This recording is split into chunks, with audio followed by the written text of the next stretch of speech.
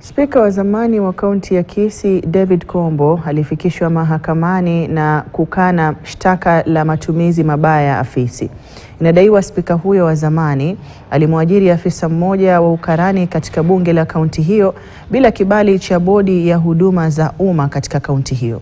Kombo aliachiliwa kwa dhamana ya shilingi 50,000 pesa taslimu au mdhamini wa kima cha shilingi 100,000 na hakimu mkuu wa Kisii Joshua Nyariki. Kombo alikuwa amekamatwa na maafisa wa EACC nyumbani kwake kinyume cha agizo la mahakama.